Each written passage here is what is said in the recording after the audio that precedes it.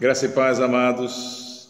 Que bom que a gente está começando mais uma série de estudos acerca da Palavra de Deus. Hoje, especificamente, vamos falar sobre a conversa mais famosa da Bíblia, da série de estudos Os Cofres de Joias da Esperança, baseado em João 3,16. Abra sua Bíblia em João 3 e acompanhe esses momentos, esses breves minutos pela Bíblia. Enquanto eu falo, você acompanha os textos que eu vou indicar aqui, para que a gente possa ir desenvolvendo e vendo aquilo que a Palavra de Deus está dizendo. Nós percebemos que a conversa mais famosa da Bíblia, ela começou com uma inquietação honesta da parte de Nicodemos. Veja bem, ele começa a esperar nas sombras, ele espera a noite para chegar a Jesus.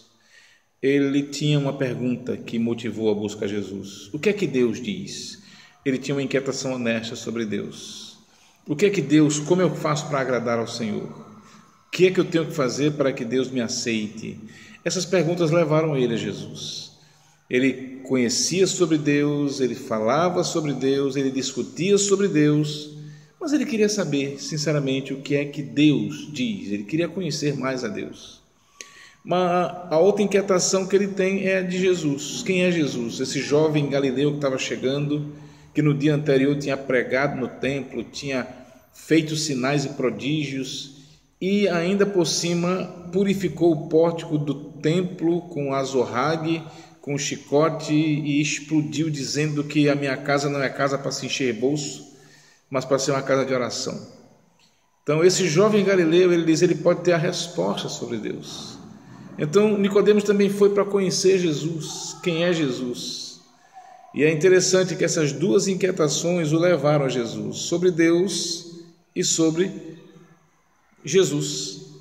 O versículo 2 diz: Rabi, bem sabemos que és mestre vindo de Deus, porque ninguém pode fazer esses sinais que tu fazes se Deus não for com ele.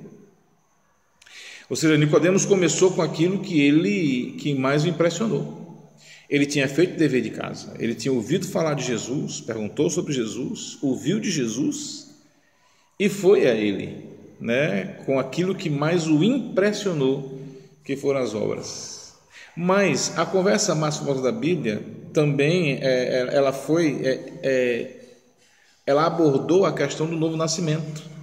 Jesus, ele responde a Nicodemos sem nenhuma arrudeio, dizendo no versículo 3, aquele que não nascer de novo não pode ver o reino de Deus. Nicodemos morava numa terra de bons resultados. A filosofia na sua época era: dê o seu melhor para Deus e Deus fará o resto com você. Jesus chega para Nicodemos e diz: Nicodemos, o seu melhor não serve, as suas obras não servem, a sua reputação não serve. Se você não nascer de novo, você não conseguirá ver o que Deus é capaz de fazer. Nascer de novo. Como é possível? Mas quem não gostaria? Quem não gostaria de uma segunda chance? Quem não gostaria de não cometer os erros que já cometeu? O versículo 5, Jesus diz: em verdade te digo, quem não nascer da água e do Espírito não pode ver ou não pode entrar no reino de Deus. Jesus, ele fala do novo nascimento em dois aspectos. Um, dizendo que a obra é de Deus. É interessante que os corações recém-nascidos nascem do céu. Eles nascem de Deus. Você não pode desejar nascer de novo. Você não pode criar um novo coração. É inconcebível. Porque é Deus quem faz toda a obra. É Ele quem cuida da tarefa. A obra é dele. Nicodemos, ele falava em consertar-se a si mesmo. Jesus está dizendo que é Deus quem faz tudo e cuida da tarefa do começo ao fim. Então, a gente percebe que a própria figura do nascimento, ela tem essa questão. O nascimento é um ato passivo. Quem cuida, quem faz todo o esforço, o trabalho, sofre as dores, é a mãe. A criança só nasce. Da mesma maneira, o novo nascimento, nós só nascemos. Quem faz toda a obra é Deus. Uma outra questão do novo nascimento é a questão da obra de restauração de Deus. Jesus usa uma palavra estrategicamente, ele diz novo, nascer de novo. Essa palavra novo tinha dois sentidos na língua original grega. A primeira, que quer dizer palim, queria dizer que uma obra que recomeça, que é repetida, um ato repetido, refeito, né? Aquilo que foi feito antes é refeito por qualquer pessoa. Mas a outra palavra é anotem, que quer dizer também que descreve um ato repetido, mas a fonte original é quem repete esse ato. Ou seja, a palavra é traduzida como do alto, vem do céu, vem de Deus. E Jesus usa justamente essa palavra, porque ele está dizendo que aquele que primeiro fez vai refazer esse ato. Ou seja, Jesus está dizendo que o Criador original vai recriar a sua criação.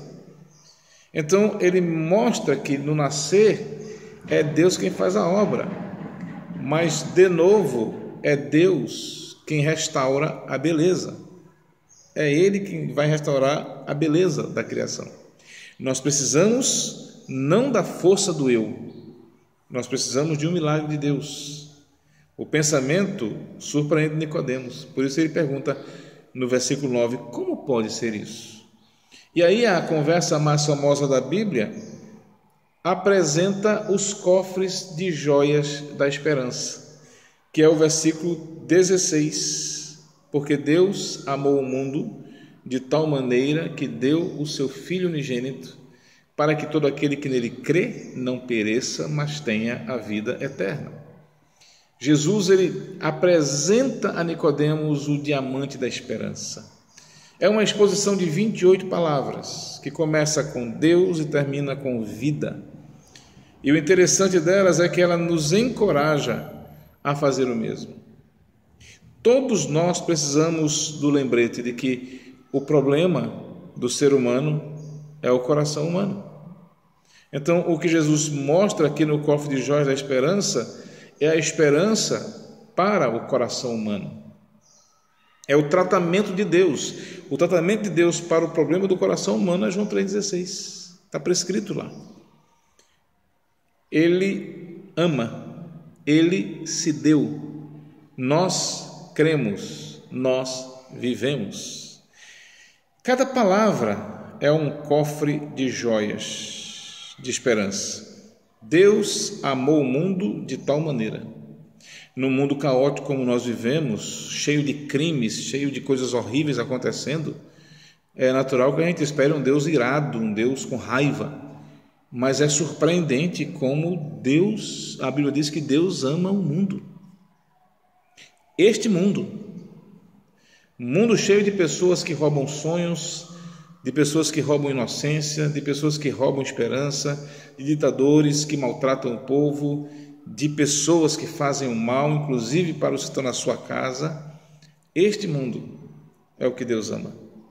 E Ele amou de tal maneira que deu o seu Filho unigênito. E aqui nós vemos a outra condição, que é a condição é a solução para a condição humana. O problema do coração é o amor de Deus e a condição humana, o seu Filho. Ou seja, não há ideias abstratas aqui, mas o que nós vemos é um Deus envolto em carne. As Escrituras igualam Jesus a Deus. E é interessante, amados, que Deus ele se entregou. E por quê? Para que todo aquele que nele crê não pereça, mas tenha a vida eterna. John Newton, ele é um compositor da música Amazing Grace. Ele disse certa vez: se eu lesse Deus amou o mundo de tal maneira que deu o seu Filho unigênito, para que todo o que cresce, para que quando cresce, John Newton tivesse a vida eterna. Eu deveria dizer, talvez exista um outro John Newton, mas todo aquele significa esse John Newton, o outro John Newton e todos os demais, seja qual for o nome. Amado, todo aquele é uma expressão universal. Todo aquele é todo aquele. E é interessante, a palavra pereça também chama a atenção. Uma palavra séria. No final, alguns perecem e outros vivem. O que determina a diferença? Não são as obras, não são os atos, não são os talentos, não são os bens, não é a origem. Nicodemos tinha tudo isso. A diferença é determinada pela nossa crença, por aquilo que nós cremos. Todo aquele que nele crê, não pereça, mas tenha a vida eterna.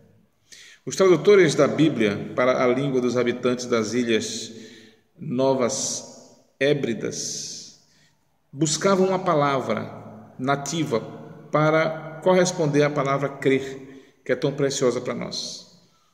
E John Peyton, ele descobriu por acaso. Ele foi caçar veado junto com um nativo.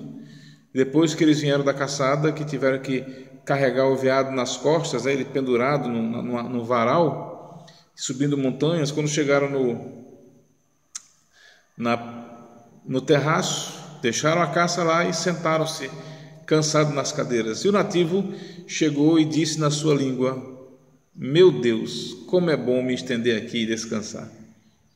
John Peyton anotou aquela palavra e traduziu João 3,16 para aquela língua dizendo o seguinte: porque Deus amou o mundo de tal maneira que deu o seu Filho unigênito para que todo aquele que nele se estende não pereça, mas tenha vida eterna. Crer é se estender e descansar. É como deitar na rede. Crer é se estender e descansar no que Cristo fez por mim e por você, pelo que Ele fez por você. Então, que você possa se estender em Cristo para ter a vida eterna. Que Deus abençoe. Pai querido, em nome de Jesus, que esse estudo venha a estar calando profundamente nos nossos corações e que cada vez mais pessoas possam crer em Ti e se estender no Teu amor. Em nome de Jesus. Amém. Que Deus abençoe.